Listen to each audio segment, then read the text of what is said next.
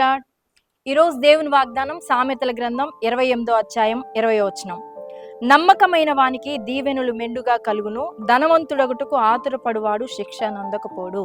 దేవుడు అత్యధికంగా ఇష్టపడే గుణం ఏదైనా ఉందంటే అది నమ్మకత్వం. మన ప్రభువు కూడా నమ్మదగిన వాడు అని పరిశుద్ధ గ్రంథమైన బైబిల్లో రాయబడింది. అదే రీతిగా మానవ శరీరధారిగా ఈ లోకంలో 33.5 సంవత్సరాలు జీవించిన మన ప్రభు అయిన యేసుక్రీస్తు వారు కూడా ఈ లోకంలో ఎంతో నమ్మకంగా జీవించాడు.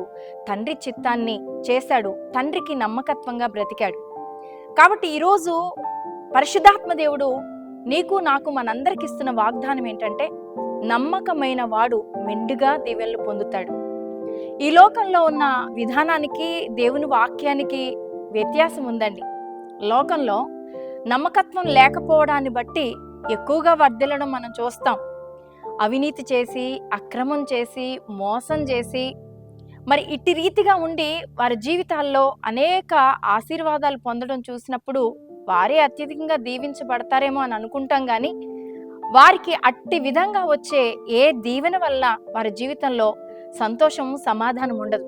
అయితే దేవునికి యోగ్యంగా, నమ్మకంగా ఏ వ్యక్తి అయితే బ్రతుకుతాడో ఆ వ్యక్తి జీవితంలో మెండైన దీవెనలు కురిపిస్తానని దేవుడు వాగ్దానం చేస్తున్నాడు.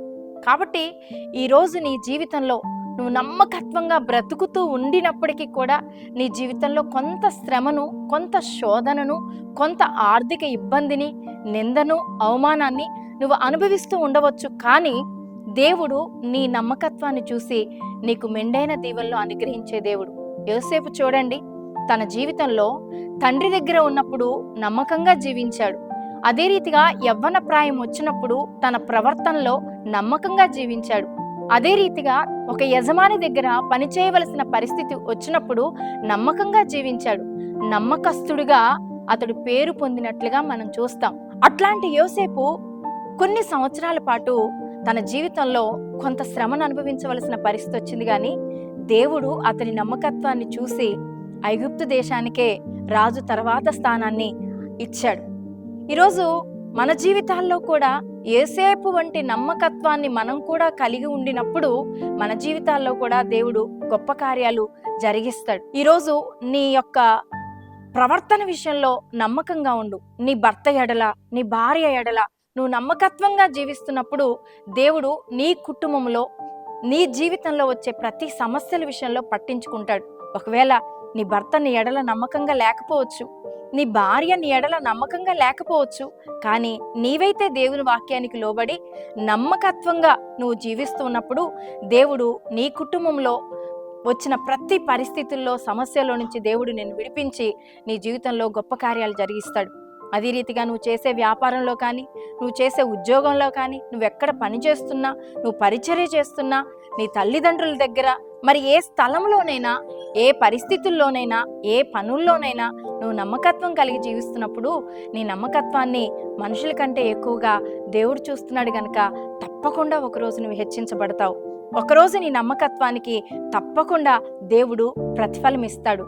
ఎందుకంటే వాగ్దానం చేసిన దేవుడు నమ్మదగిన వాడండి. కాబట్టి ఈరోజు నమ్మకత్వంగా బ్రతుకుతూ కూడా నీ జీవితంలో నిందను, అవమానాన్ని, ఎగతాళిని అనుభవిస్తూ ఉన్నావా? శ్రమను, లేమిని, ఆర్థికంగా ఇబ్బంది పడుతూ ఉన్నావా?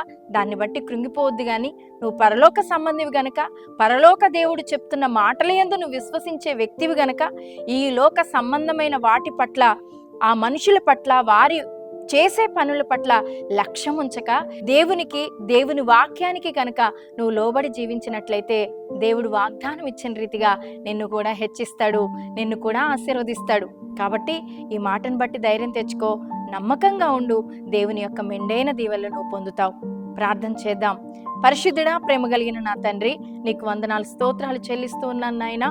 ఈరోజు ఎంతమంది బిడ్డలు నమ్మకత్వంగా జీవిస్తూ ఉండినప్పటికీ కూడా వారి జీవితంలో ఎటువంటి శ్రమలలో ప్రభువా వారు జీవిస్తూ ఉన్నారో, నువ్వు మాట ఇచ్చిన దేవుడువు, నమ్మదగిన వాడువు గనక నమ్మకమైన వారికి మెండుగా దీవెనలు కురిపిస్తానని వాగ్దానం చేశావు గనక ఆ వాగ్దానం చొప్పున వారి జీవితంలో కార్యాలు జరిగించండి, దీవించి ఆశీర్వదించండి.